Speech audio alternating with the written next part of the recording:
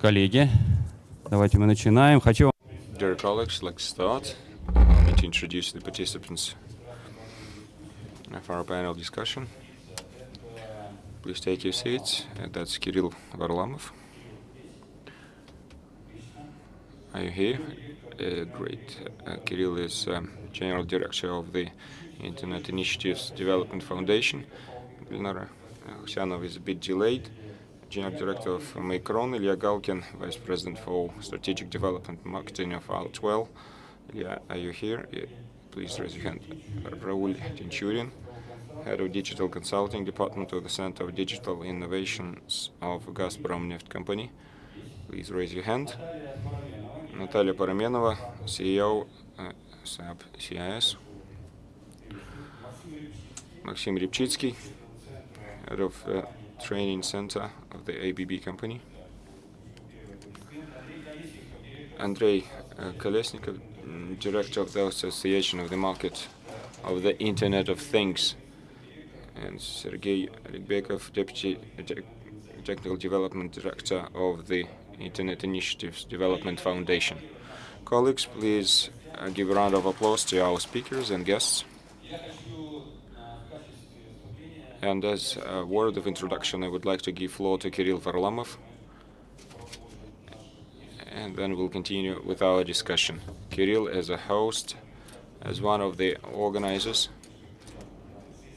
as one of the largest organizers of this session, please. Good morning, dear colleagues. I think we should thank you for the introduction, and I have to apologize. I need to be leaving to give a presentation at a different session, but Sergei Aligbekov will stay with you, and all the questions can be addressed to him during your after session. Now, speaking about the topic of the event, the topic of our today's roundtable discussion. The Internet Initiative Development Foundation has been supporting startups and the ecosystem for the support of the innovation, and we've been modulating and simulating this environment for a long time, trying to understand what needs to be improved, what's working and what's not. And one of the key objectives that's been our focus for a number of years is creating a link, creating interaction between large corporations and startups which produce technologies and services. Well, you may call them, you don't have to call them startups, but they are the suppliers of technology and services. The problem is quite challenging because startups are not in demand.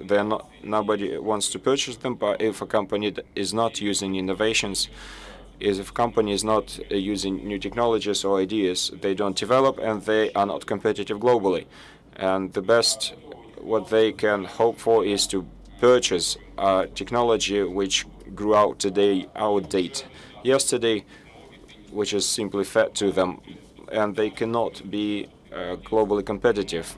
Yes, internally in the national market it is possible to compete, but you cannot be competitive globally. And we've been working with that quite a lot with training corporations. We start pilot projects. Last year we started 56 pilot projects, and now startups and large corporations, and Evgeny Borisov was dealing with that personally, our colleague, and we would like to share our vision of what's working and what's not working, what needs improvement from the experience of these couple of years and these dozens of projects.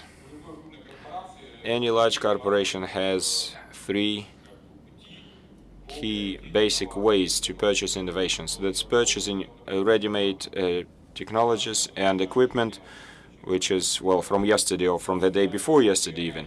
That's the best case scenario you can get. What you develop in-house technologies, that's very good thing, but it's very slow because the market is always faster than you are. And if it's in-house, then it's pretty easy to kill internal startups or innovations. And yesterday I talked to colleagues from Cisco, and they have the same challenge. It's not just a Russian problem, so they have to create spin-offs because of internal innovations. And number three is purchasing an idea or basic service or technology which later on could be integrated into a company. So, what problems do we see?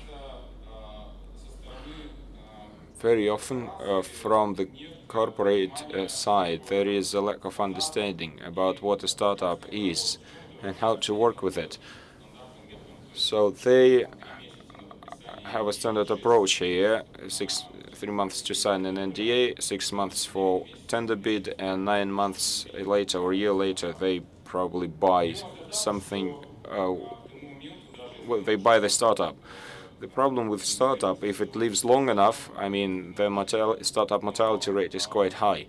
But if a startup lives longer enough, but if a startup hasn't received money for a certain period of time, they will be doing something else. They will go to work in another niche, or they will start working with a different company.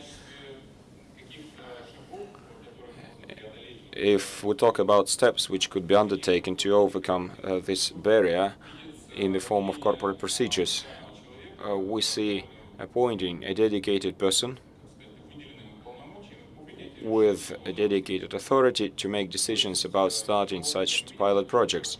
From the experience that we see and the experience which is working fine, when we allocate money for a pilot project for a couple of million to 10, 15 million,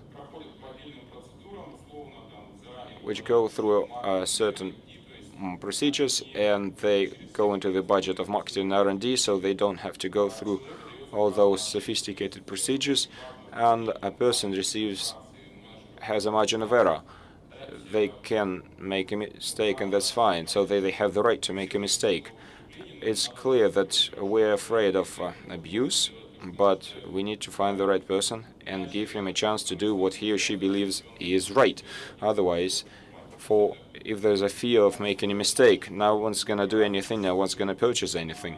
In the conditions of our large corporations, the work of this person, it reminds a kamikaze, a way of kamikaze, because who can be killed at any moment simply for suggesting something innovative. So he should be given a carte blanche at some point.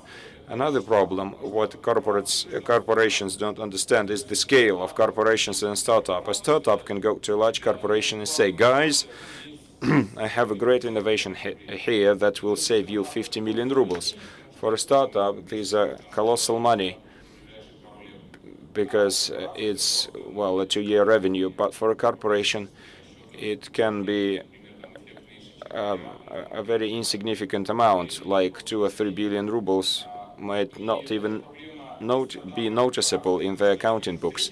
So that's the problem of the startup and corporation. When they meet, one might think, well, these guys don't know what they're talking about, 50 million, and others might think, well, we came with a proposal that would earn the corporation 50 million, but they refused. And so both are in the loss. And when they talk about, it's not that the startup cannot earn 2 billion rubles for you. The startup can do it. They will find an opportunity. They can find an opportunity and earn those 2 billion. It just might need to shift focus and find another strategy, another system. It's just that the proper goals need to be set for the startup by the corporation in this case. And there is a third problem. As a rule, we see large companies, large corporations, which are 20, 30, 300,000 people. And the top management, which are 20, 30 people whom you talk to, these are well-advanced people, very knowledgeable, who are ready to take initiative, who are ready to push things forward. But under them, there are several layers of managers, some of them rather influential, who will be making real decisions tomorrow and launching initiatives. And there are thousands who are clueless about what's going on. They might have been given instruction, a command to deal with innovations, to work with innovations, but they don't know what's expected of them. That's why we had to start a field university, which at 4 levels trains corporate members, corporate staff, what to do. At the first basic level, 2 hours of training, we simply explain what kind of technologies that specifically, like big data analysis, something else. Then we explain what else can be expected of that task. Then we explain how the objective is set and how the result is measured. At the next stage, we explain how one can design and do something. At the 4th stage, we explain how can you actually do it, some programming courses or big data analysis. So this problem shouldn't be forgotten. I mean that at the top level, there are highly skilled top managers, but they're only 20, 30 people. But tomorrow, a low-level manager might come with an initiative to the top manager, and they need to be an understanding of what they're talking about, and the manager must be motivated to look into that. And that's a separate big problem. So I won't occupy more time. I just would like to focus once again on the problem of communication between small technological companies and large corporations. And we would like to talk on from this side of corporations, how they see it. I don't think we have startups here, but the INNOPROM is about corporations. That's why we are talking about corporations here. Thank you. Let's applaud to the first speaker and we continue with the topic. Colleagues, here we have leaders, representatives of companies who at least see themselves as leaders, and as a consequence, they want to behave as leaders. And leaders are oriented towards development, towards finding new markets, developing internal competences, and to win. And ultimately, I think those who are here, this is what they're going to be talking about. They're afraid of sharing their experience. They're afraid of to win, and they're not afraid of doing things that will bring them to being leaders. And this is what Kirill has said about you can have your own ideas, you can borrow ideas, you can purchase them, you can be a leader but still go out of the market later on, or you can develop your own technology. And this developing the technology, searching for incentives inside and outside, this is what we're going to be talking about. I'll give floor to Ilya Galkin. And the question I would like to ask to you, Ilya, what do you think? What is needed for innovative development of an industrial enterprise? Where to start and how to preserve leadership, which you have probably today in Russia and globally? Good morning. Thank you for being here. It's nice to be the first to speak after the representative of the industrial corporation. And answering your question,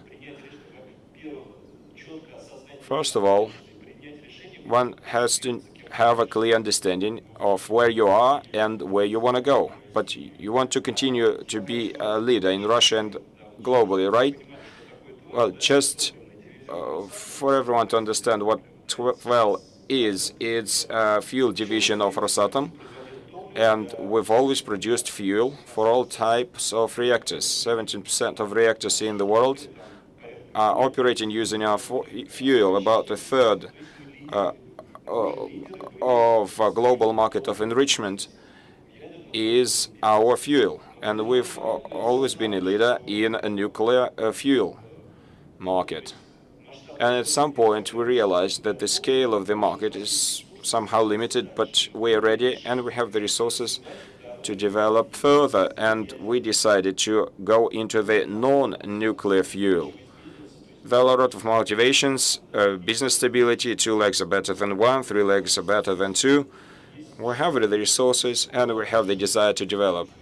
So the current, you say the existing market is limited. Well, the growth potential, let's say so.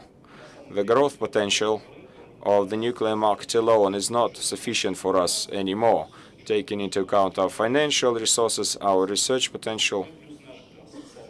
And we also have a social motivation, because if we are talking about growth in technology, in labor productivity, objectively it reduces employment. At the same time, our 12 personnel is highly qualified, and you cannot just sack people because that would be a waste of valuable human resources. So we made a decision that our second business in the near future should earn approximately the same profit as our core business, from 150 to 250 million rubles of profit are expected by 2030 in non-nuclear sector. And I would like to kind of link what I'm talking about with what the first speaker talked about. We performed an internal analysis, and there are two curves here. We realized that if we continue developing only in-house, then we'll reach only 50. But so we need innovations from outside. The question is, where, into which sector do you attract innovations, and how? How do you innovations for developing the non-nuclear sector of a business which previously was only in the nuclear sector? So we've formulated 4 principles of what a non-nuclear business means for us. Well, first of all, we should be oriented towards the global market, not just the Russian one. A leader in a selected segment, it means technological leadership, what has been mentioned during the introduction. I mean, we've been there before. We've made those mistakes. A simple import replacement, trying to do what somebody else has done before, that is a loss of time. Trying to take 25% of the market, that's a question of stability, because if you are only at 2%, that's a statistical margin of error, and the market won't even notice if you go out of the market. And the area of development, where are you planning to develop further on?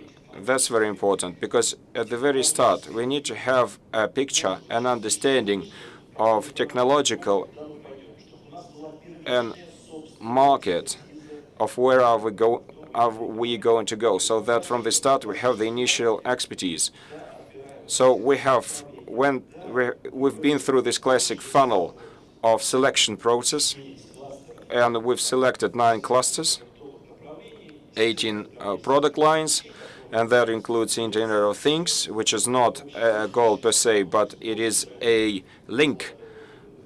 It's a general trend, I mean, digital platforms. And what do we have as a result? We have 6 development areas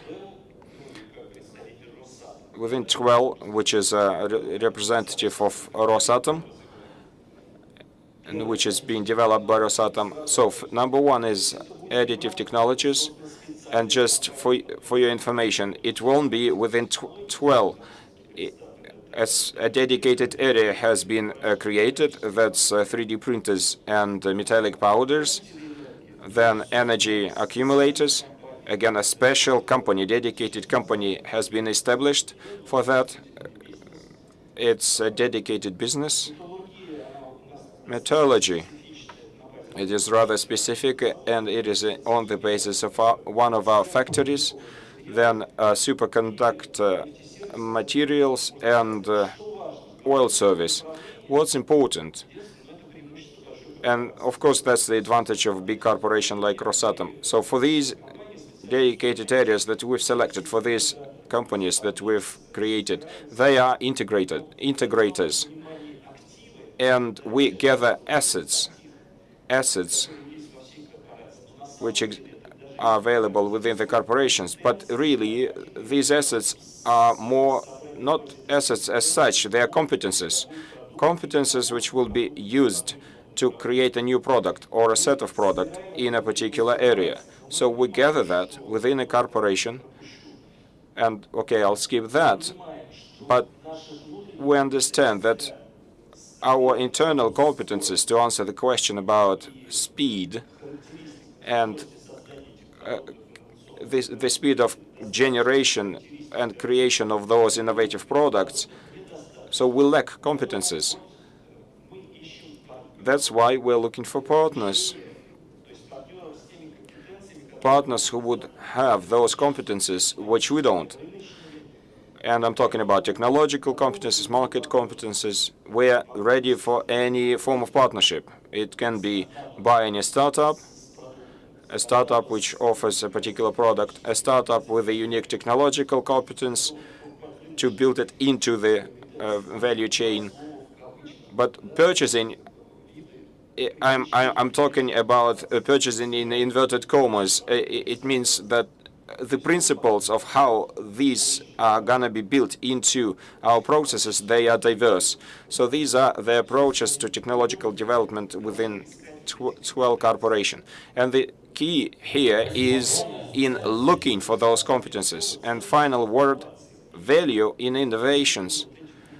What has value in innovations is these competences which ensure your leadership. Thank you, colleagues. Please give a round of applause.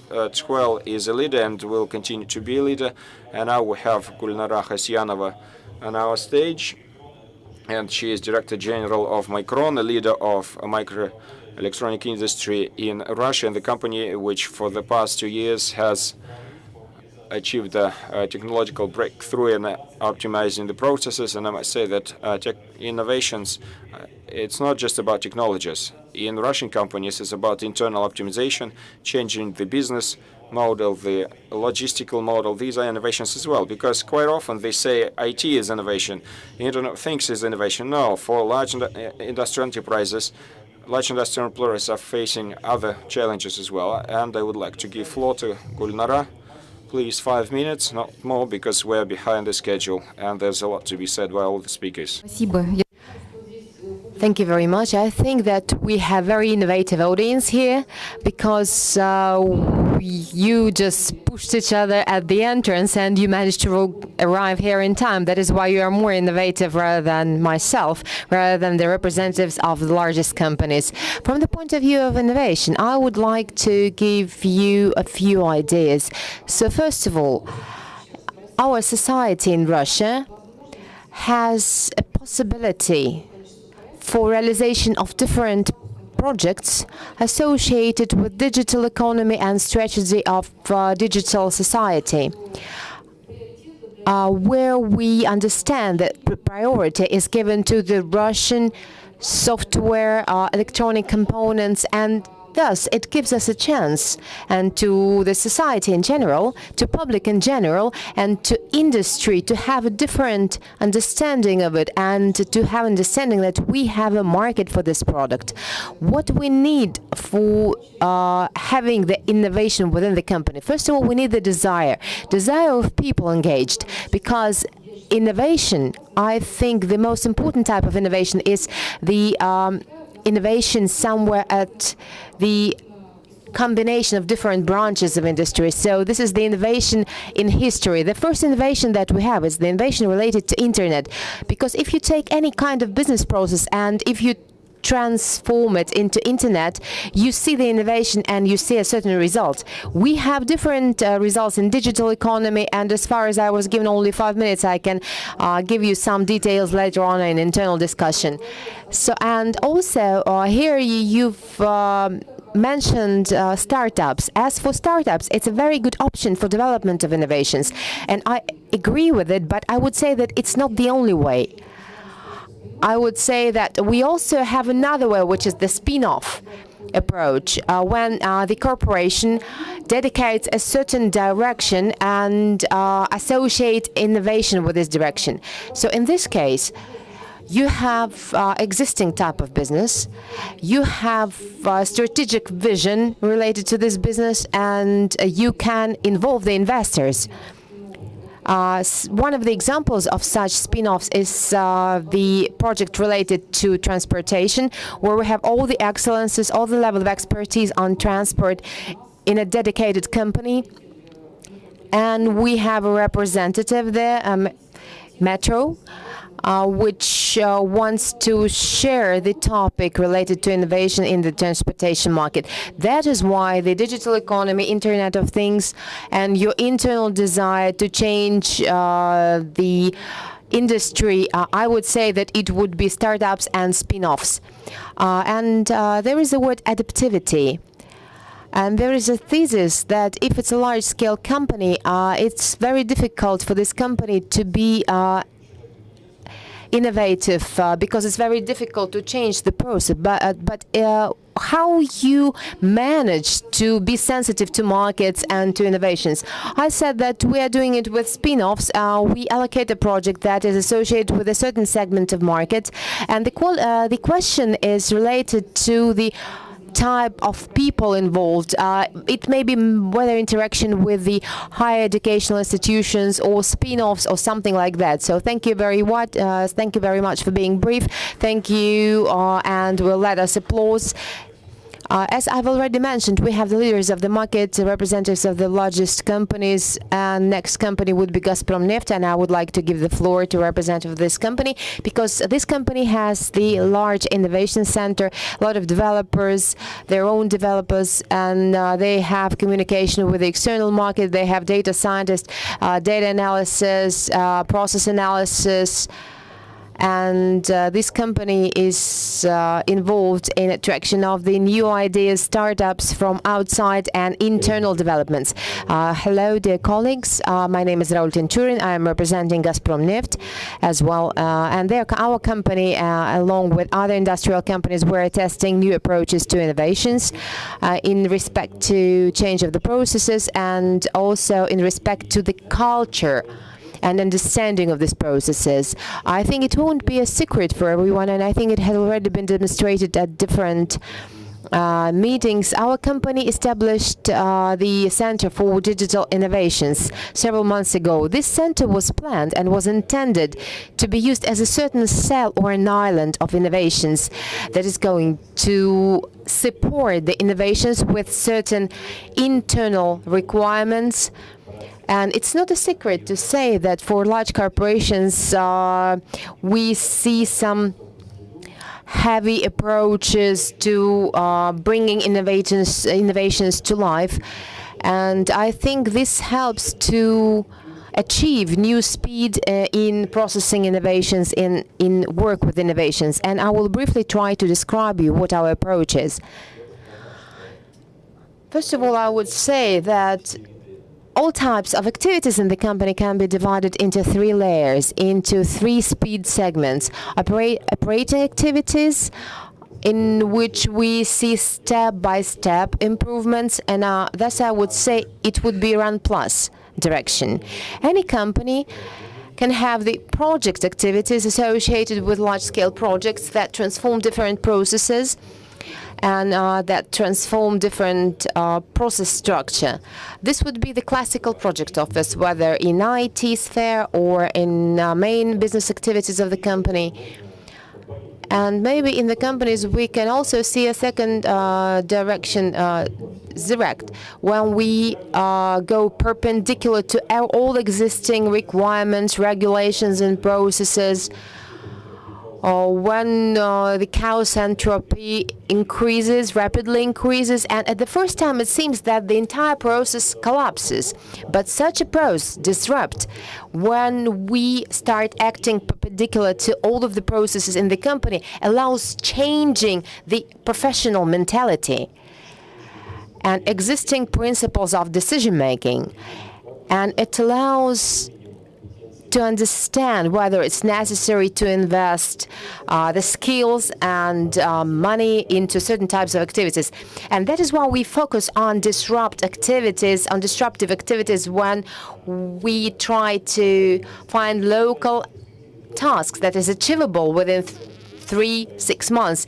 But we're thinking of 20 years of future ahead, when we have no process limitations, when we have unlimited capabilities for different calculations and simulations, and when we have an opportunity to tune the people into a tremendous startup company in the governmental scale, in which we would have people more of startup thinking rather than the employees of state corporation. But of course, we need to do a lot in terms of this, in terms of achievement of certain results. But we see that we have already launched this work, and we see some projects related to innovative technologies, and the scope is much higher than the classical projects in our understanding.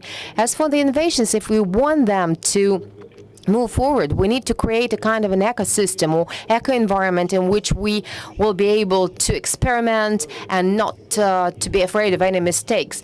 And we also see some tolerance from the management in respect to different failures, and it predetermines the experience that we can gain in these activities, and it has already been mentioned by the previous speakers. And we want these things not to be just on paper. We want the innovative activities to end up with a certain solution that will be acquired by the industry, and we need to undertake a large amount of work for experiment. First, we experiment in a small scale. Say in a kind of a spin-off, but maybe not in a separate legal entity, but at least in terms of internal agreements, just working in working groups in which we would have team for a certain task. Then this team will work with a certain results, which would be rather ambitious, but which would allow it to achieve result within 3 or 6 months, and to demonstrate it to the management that it's not just the copying of each other's work, but it would be added value. And thus, step by step, we will be able to change the approach to work with innovations. Of course, we will be able to discuss it in details in a separate conversation as far as we're limited in time, and we will be happy to share the experience that we have. Here comes one question to you. We have internal teams and external teams. You've properly mentioned that you support the ideas, you provide funding, and this process is speeded up. But if it's an external team that comes for you with the same story, do you provide them with the funds, and do you allow these ideas to be scaled within the company, and will you incorporate these external teams in the company? It depends. It depends on the type of external resource that approaches us. Whether it's an academic institution such as a higher educational institution, which is interested in the number of patents, then we would say that we would launch a large-scale program getting the governmental support like Arctic invasion. So thus transferring to the ecosystem principle instead of tender procedures and attracting the external resources, we will get the added value for all of the participants of this partnership. The answer would be yes. If it's a startup, we can get into this fight without understanding what would be the end result, and it would be a kind of venture approach to the investments. And in the first and then we will attract the partners, knowing them like free company, knowing their level of expertise, their experience. And also we have the classical customer in terms of industrial automation. And in this respect, we would try to transfer the major cost, financial cost, to the customer, because we always invest our efforts as the business expertise. And when we work with an ambitious project and with a classical customer, we're trying to invest as minimum as possible, but as maximum business expertise as possible. And then the solution will be as intellectual property for both sides. Thank you. Thank you very much for interesting opinion, and I would like to give the floor to the next speaker, Natalia Parmenova. She is the CEO for SAP CIS It's a foreign company. We have already heard the opinion of the Russian representatives of businesses, and now we would like to listen to the opinion of a foreign representative. Well, there are people say that SAP is the Russian company. It's a kind of a semi-joke because we know that the businesses are very integrated in Russia, and also it's related to the partnerships. I would say that unlike other corporations, SAP creates its R&D structure and is involved in development of partnership. We know that it occurs all over the world, not only in Russia. You support the companies, you provide the funding for the companies. You also provide the expertise and inspiration, and you demonstrate how to work and what is supposed to be done. So you provide the support. And can you tell us about this part of business? I would tell you, just using an example of what we're doing in Russia, but the method is the same in the world. As you know, SAP works with all of the branches of industry. We work with industry, we work with trade, we work with banking, and it's clear that our portfolio will not capture all of the processes necessary for the company to operate. That is why we develop partnership with with dedicated industrial developers. And here we could give you a few examples for the Russian market. We actively cooperate with a small but a smart company from Nizhnevartovsk. This is a company that used to be a part of an IT structure of the Ministry of Fuel Energy. About 30 years ago, they separated from the ministry and they started developing their own software, which is rather detailed in terms of providing service for well maintenance. This is the expertise in oil and gas industry. There are a lot of details about it, a lot of analytics associated with it. And together with this company, we looked at our portfolio, we looked at their portfolio. So we found the complementarity, and we followed two different ways. So the first way was associated with the fact that they were involved in development of the new analytical management of well maintenance, and we offered our platform with APHAN, and we studied their developers in our technologies, and I was really concerned about the fact that when their developers used to work with Oracle, and if they look at our database, they would say that they don't like it. So this didn't happen. And there were just few minor comments that were sent to us, and we sent them for global development. We provide enhancement for it for our databases, and we really welcome it from our clients. We really welcome the feedback from our clients in terms of improvement of the technologies. But together we developed this solution.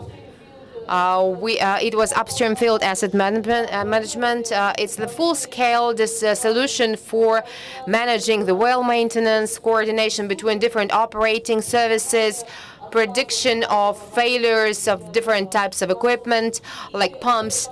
And moreover, we made one more step forward. We certified this solution based on our global certification process, and we incorporated this solution into global SAP price list. This was the first Russian solution that was incorporated in global SAP price list. It's not a very simple process because we have a lot of candidates for this process, and the selection is really very grounded when we make a decision. And now we help this company to develop at the Western market, foreign markets. We take part in internal conferences, in different non-SAP international conferences in oil and gas. And at the same time, we provide the internal promotion for our divisions abroad.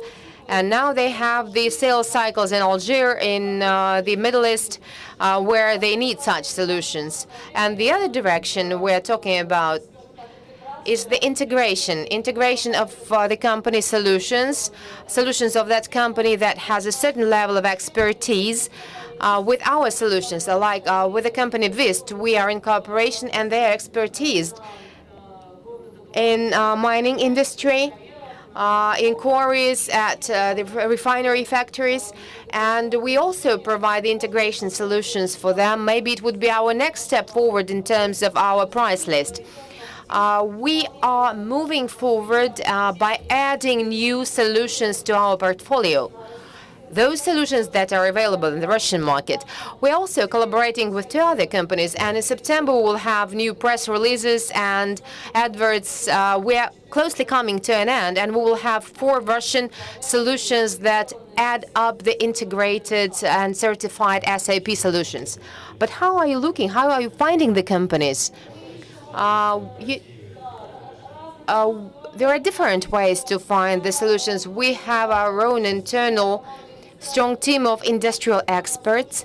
We have about 100 people in the company that have the level of expertise in different branches of industry. We hire them from different branches of industry, like from Severstal, Gazprom, from different banks, and they know the context and they understand their branch of industry, and they all know which companies operate in the market. We also ask our clients, like Gazprom Neft, Tvel, and LMK, about complementary solutions that they are using in their processes, and we're looking at the entire landscape of our clients.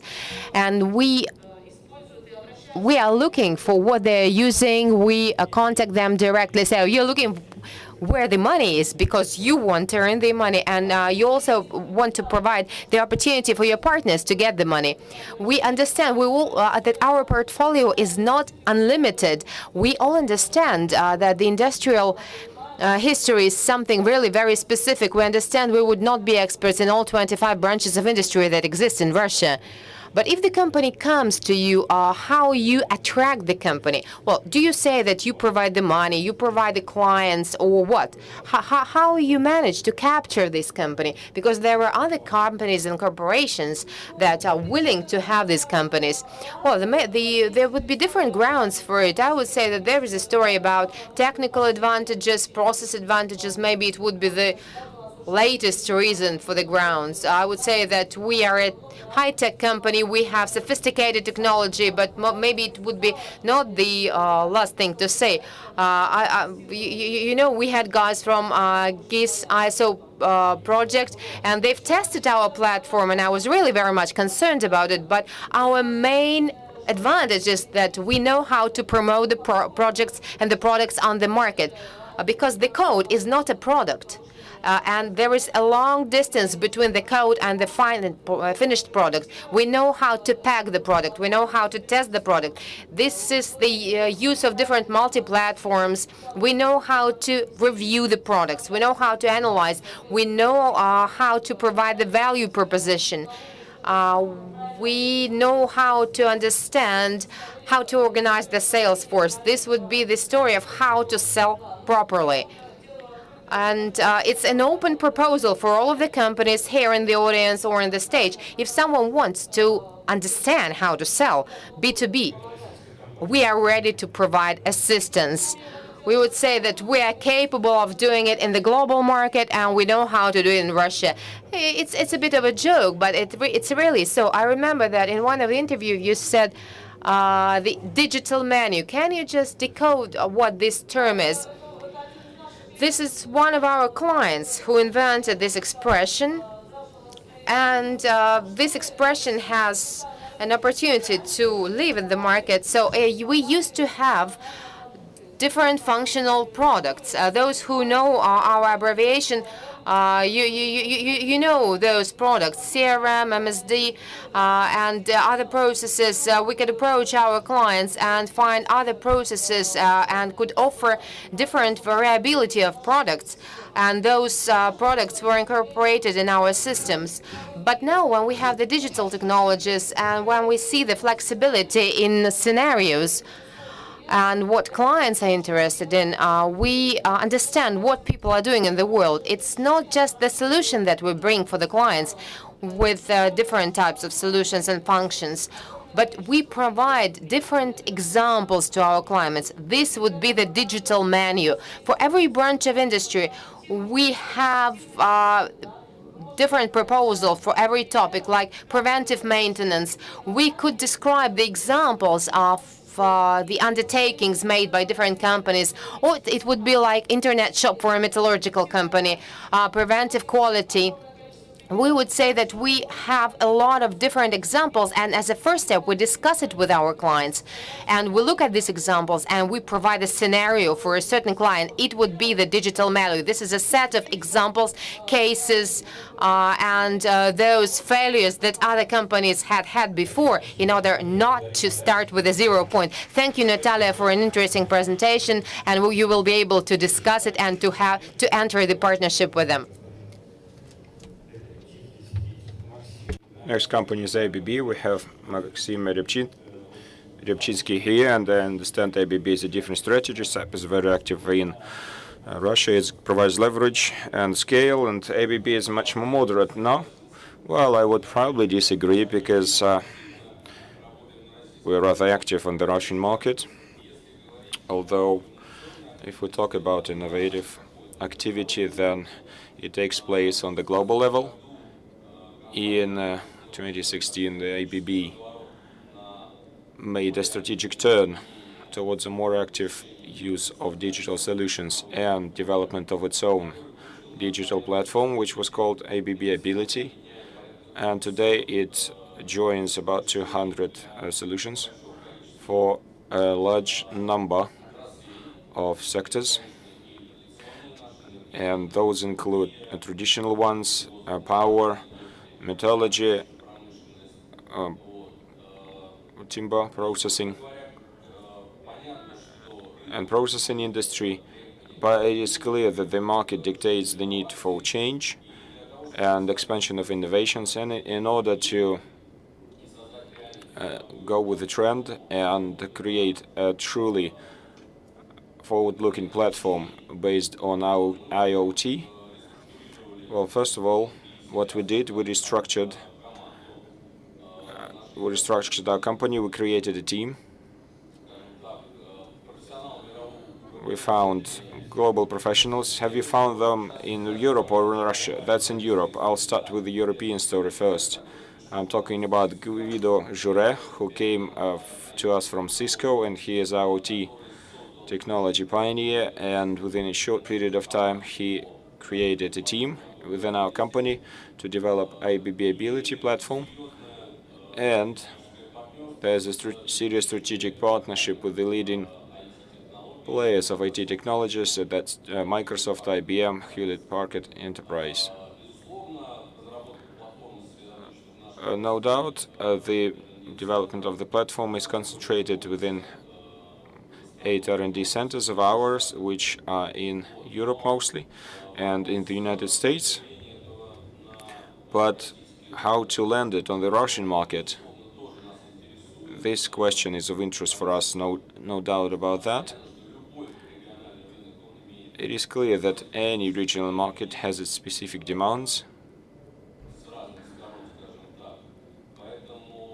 from various angles, let's say, and the ABB company is quite active on the Russian market. We have 7 factories, our own factories on the territory of Russia, which is quite a lot.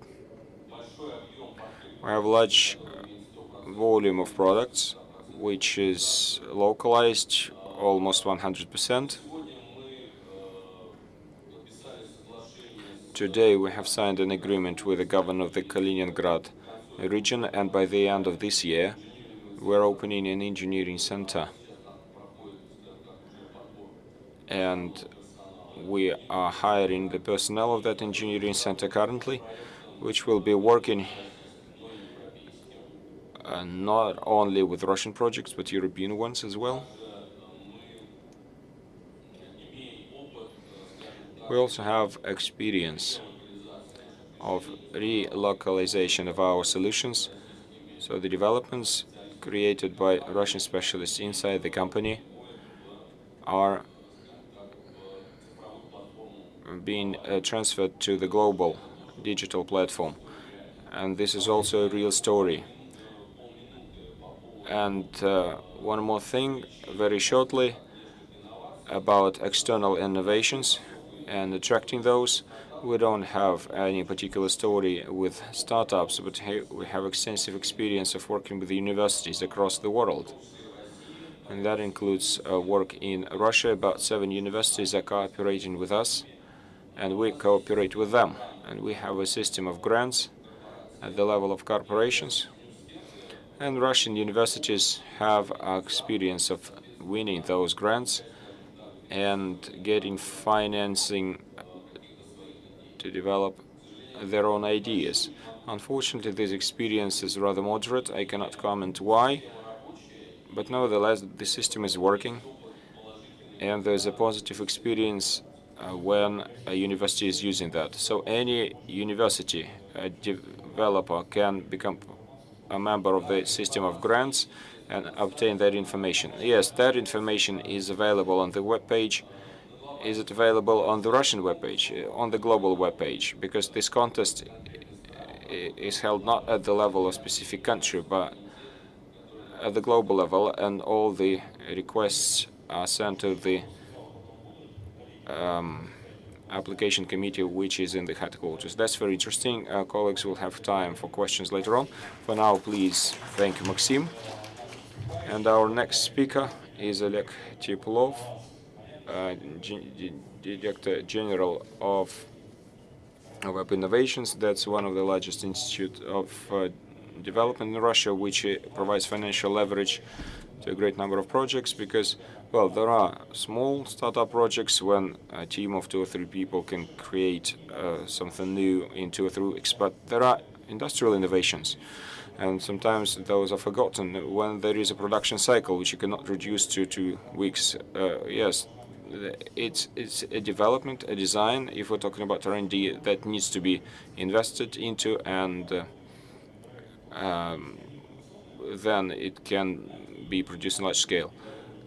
So we're talking about large developments which develop the development factor of Russian companies. So Oleg, the question to you: you see which innovative solutions are used by Russian companies? What support is needed? And I mean not just money, but competences, other. How do you see this process as the main driver here? Thank you for the question.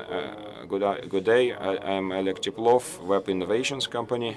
Before answering the question, I would like return to the beginning of our discussion and what Kirill Varlamov started with when he talked about the problems existing in the work of large companies, industrial companies in Russia, and with startups, with innovations, and in general, what innovation is in a large company.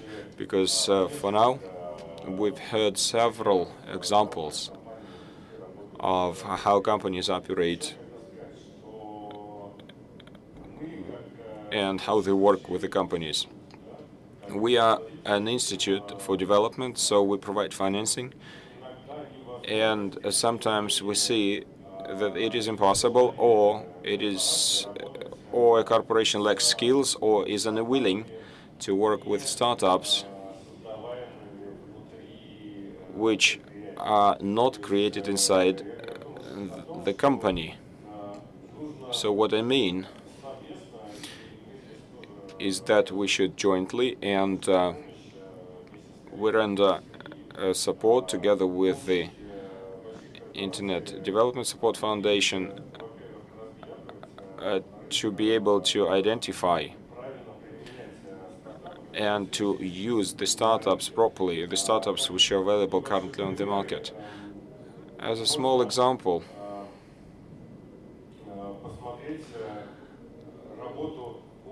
we can look at the work of microelectronics or telecom equipment,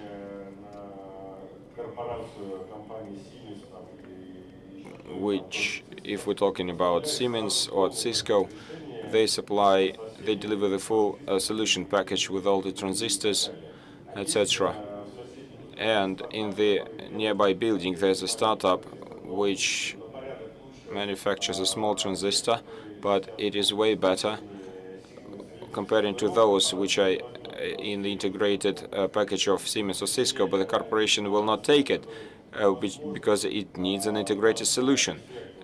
and they cannot replace just one set, which, yeah, it might give an effect of 50 million rubles and even more, but it is impossible to make a managerial solution here. That's why training, middle-level training, management training in making such bold moves, bold decisions, due attention should be paid to that.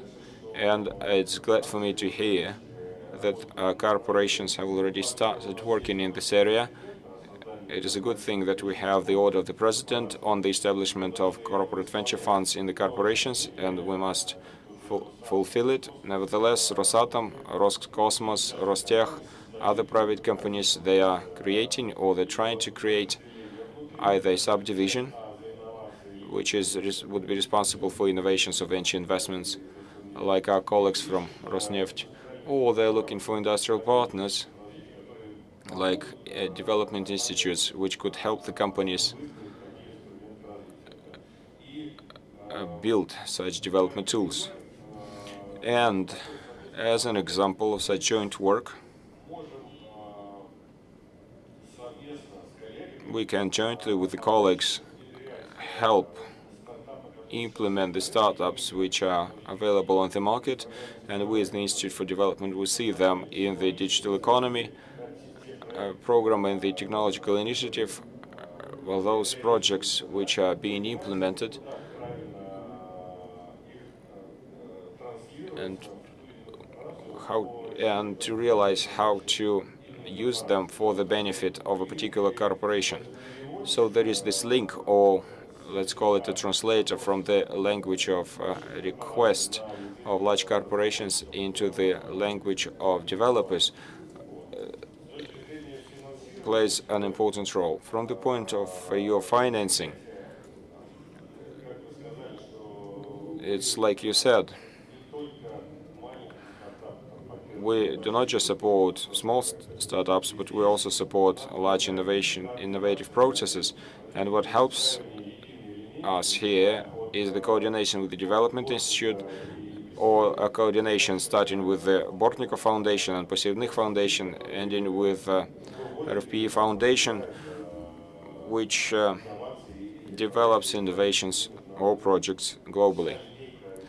So the entire chain of development institutions is there to, well, first of all, help identify those startups and implement them properly into Russian corporations. So there's also a system of digital entrepreneurship, and you are, I guess, an active moderator, participant, and organizer. Well, we're an active player, that's true, and we're trying to build a proper chain so that the startups and the corporations are clear about where to go, whom to contact, and at what specific moment. So either you go to Внешэкономбанк to get a credit line to develop serious production, or you need to go through 2 more stages or 2 rounds in RVK and Web Innovations and get a seed story in the Innovation Support Foundation.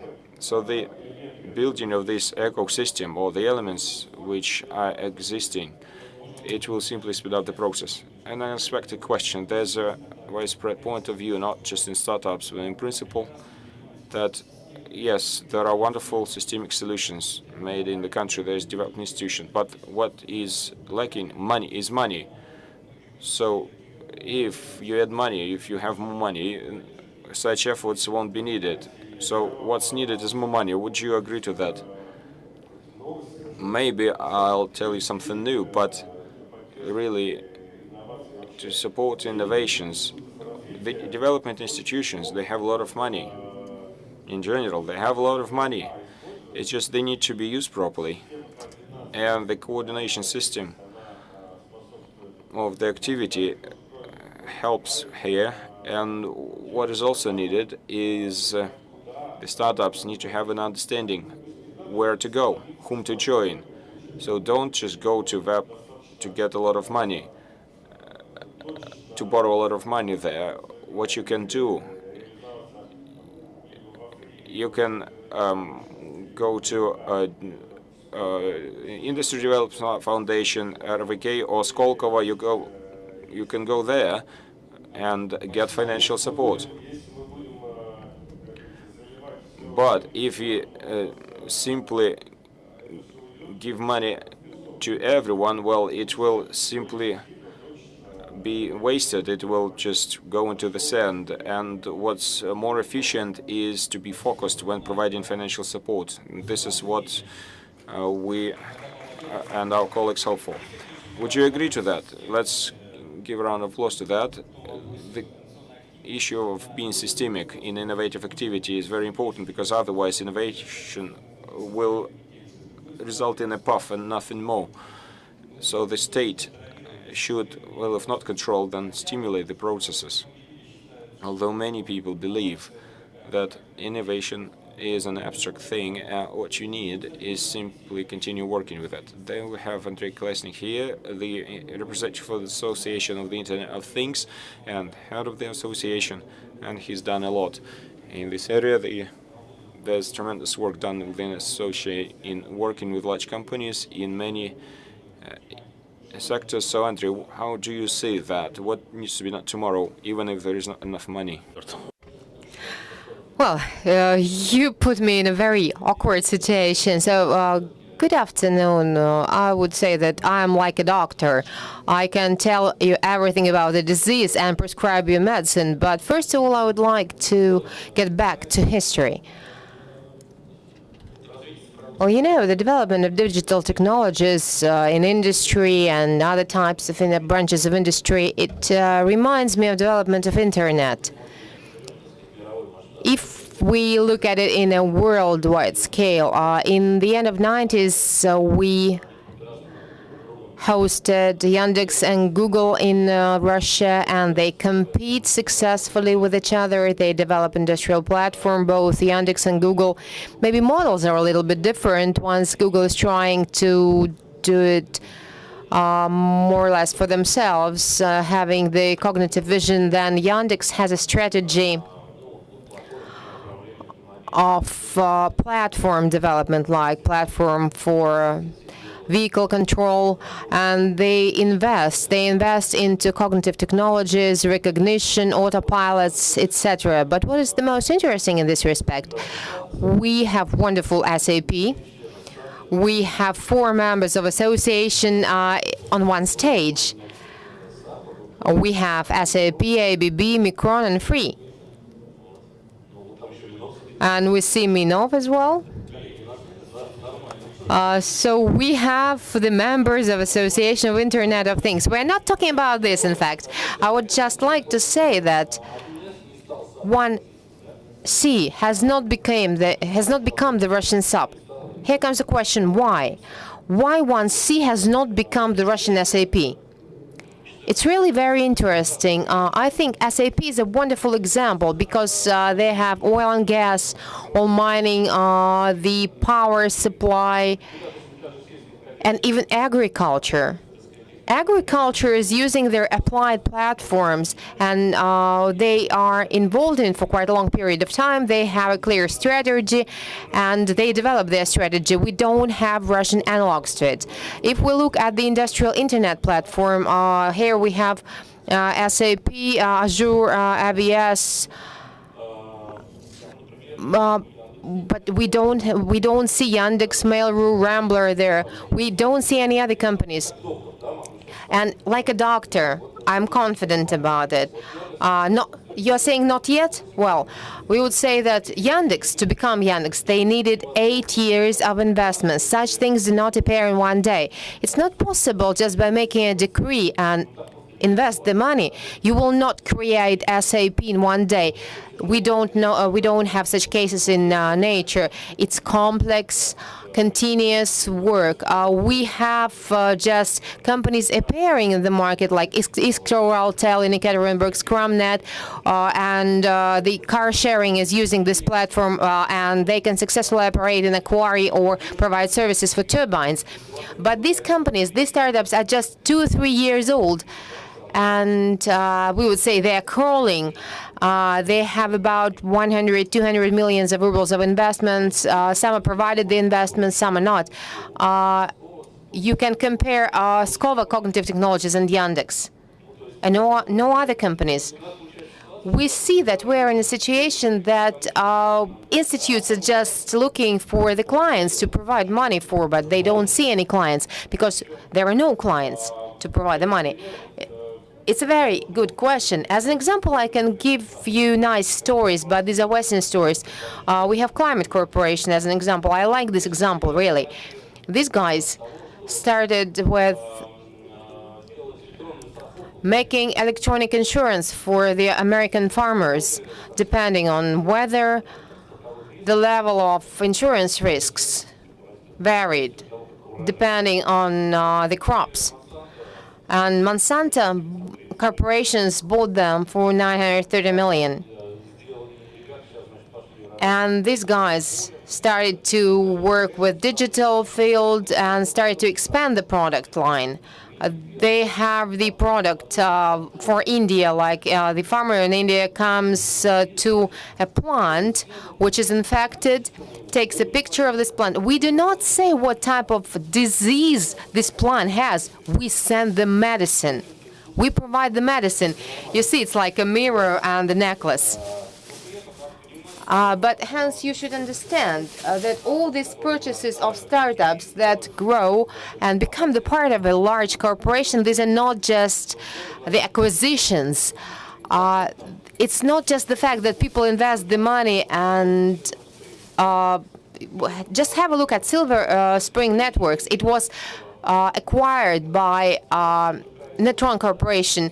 It's the largest company providing utility services. It was acquired for 830 million, out of which they had 470 million debts.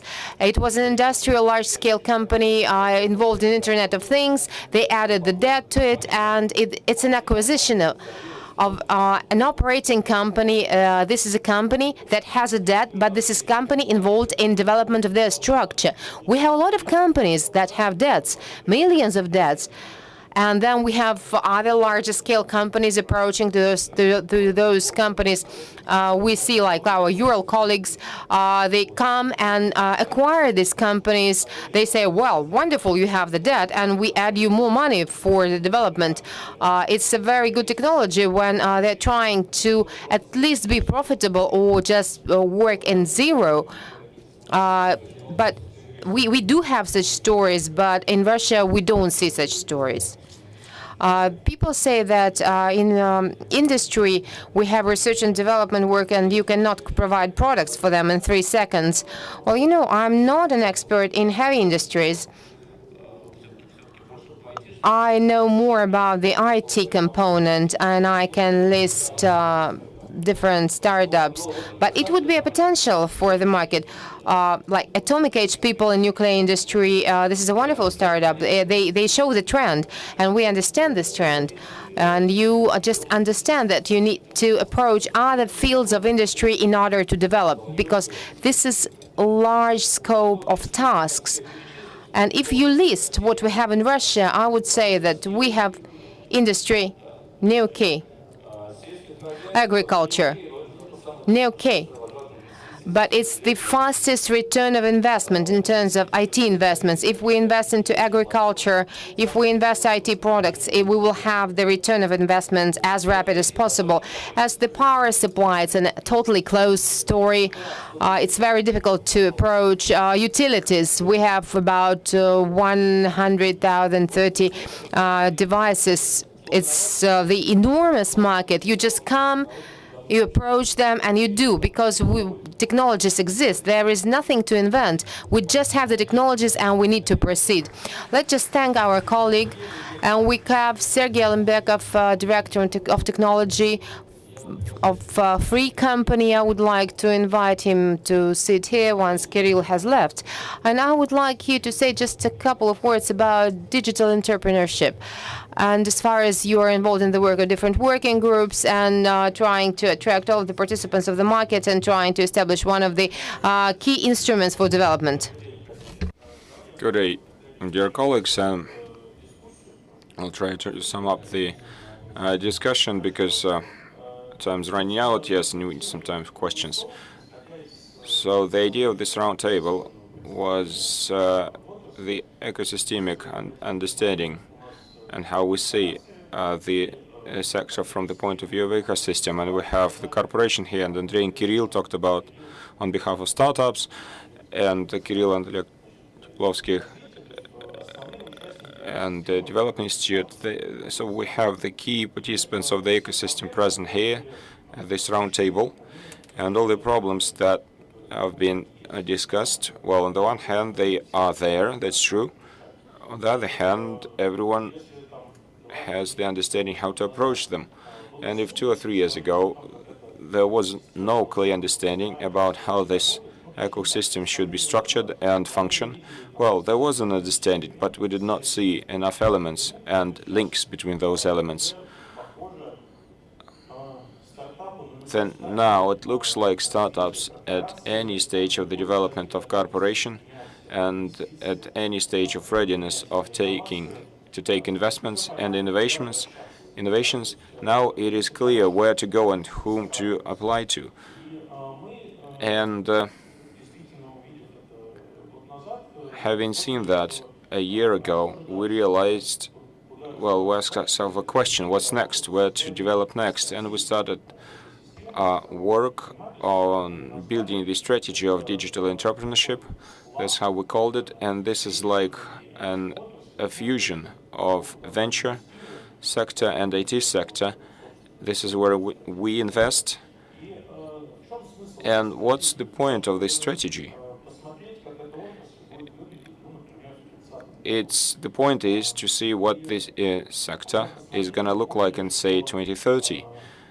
And we realized that this digitization process that started, it will lead, if we are able to address all the objectives that we have in mind, then we'll get 11 trillion of added value, and the share of the services will be more than 5%. Now it's less than 2%, and that is tremendous growth. That's a huge load of money that the economy can get thanks to digitization. What needs to be done? There's one simple thing. Our ecosystem should be of a closed circuit type. It should be operating in such a way so the technologies and startups that are born here, they are consumed here as well. I understand that it cannot be done 100%, but at least 70% of the innovations which are born here, they should be consumed here as well. And the end purchasing point of startups and innovations, these should be corporations. How do venture system work in the United States? Who is the buyer? The buyer are the end-user corporations, because there is a big consumer market there that consumes it all. This situation would have been possible here in Russia, but our population is not big enough. 150 million people is not enough to compete with a billion Anglo-Saxon population, 1.5 billion in China, and more than a billion in India. So all those production contours, their production contours are tenfold bigger than ours. So the only way for us is to export. And export means competitiveness. It's about competitiveness of our companies, and you can be competitive or stay competitive only thanks to innovations. And hence, the circle becomes complete. In order to purchase innovations and not to export and be competitive on the market, and that's why how we want to start this system. And this is the strategy we've outlined. We've predicted the future there. We painted the future in bright colors. We are ready to share the strategy. We are ready to implement it together. So join us, please. Colleagues, we have a little bit of time for discussion. And I feel that we missed one point. There's a very important educational component in what we discussed. We're talking about money, scaling, startups, but the question is where to get people, where to get the team and competences.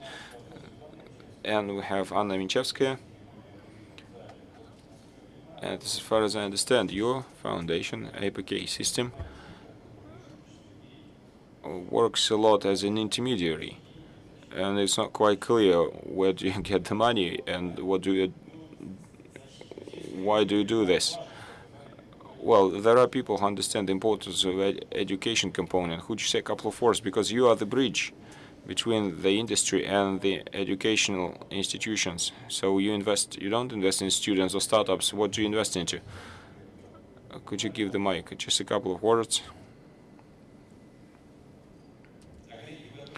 Colleagues, and you get your questions ready. It's a rare opportunity. We'll have the best representatives of Russian industry innovations here. Thank you very much for the question. It's true, I represent the Charity Foundation, AFK system, and it is clear what money we use to implement our initiatives. These are the money of the corporation. Thank you very much for the discussion, and it is great that there's a great number of approach and such variety, but here they talk about the final mile, when there is a human capital, when the team's been built, and what we do, we invest at earlier stages into the specialists, and there's a lot of problems there, and it would be interesting for me to listen to what colleagues have to say, because they higher entrance barrier there for the guys who want to work in research technologies. There's training, and the cycle of training, we say it should be shorter now, 1.5 years, not 5 like today. There's a problem with continuous training and retraining and vast training. Together with INNOPROM, we decided that we should take the final mile. We should come up with educational programs where, when the guys graduate, they get access to production, and they can continue their work, whether it's research or entrepreneurship. And when we talk about industrial sector, I understand that the human capital there is growing much slower than in IT sector. It takes longer to train people there. The motivation is different there, and there are specialists who are not ready to spend 6 years in training and then spend another 6 years in R&D. So it will be interesting for me to learn from your experience, because we are working with educational programs. And then there's another difficult question. If we talk about connection between education and business, we're trying to help people find their place in business, and that a person stays in his or her professional area and continues working there. If there are comments in that, I'd be happy to listen. Colleagues, please, questions from the room. Use the occasion. Yes. Who would you like to ask the question to? My question is of general nature. Could you say who you are? Andrei Krykov, Ural production company Vector, aerospace concern company Almaz and Tay. I would like to highlight the problems. No, questions only. Please, questions only. We have only several minutes left, and you can talk about yourself after this session. No, the question, please. Okay, the first question is the key one. First of all, those solutions which you've been discussing now for specific industrial enterprises, these solutions are not working. They're working only on the level of industrial concerns. So what about financing? So could you formulate the question? So why should the companies buy startups, invest into startups, if they have a lot of developments inside the companies and corporations? Okay, colleagues, who is ready to answer? Gulnara? I'll answer very quickly. You don't have to buy a startup. You can create a startup, and you can organize a spin-off. And I would like briefly to add, I liked how Sergey summed up the results of our discussion. I would like to add one more thing which hasn't been mentioned. If we look at partners, then This year we have South Korea as a partner of the forum. I'd like to give an example. Sergei is right that on the global market, no one's waiting for us at the export global markets. They are dozens of years ahead of us. But the example of South Korea is the example when a country with a 50 million population became top 2 in microelectronics globally. So the number of population does not always determine quality. That is why choosing the process right and shaping the internal market in a certain way, one can choose the area where you can be strong, like South Korea did, and then they develop that competency. So establishing an internal market is also a factor of development of startups' innovative activity. That's it from me. Ilya, please. I will try to answer quickly to your second question. Why startups or external innovations? First of all, time. Secondly, costs. Well, we've been switched off.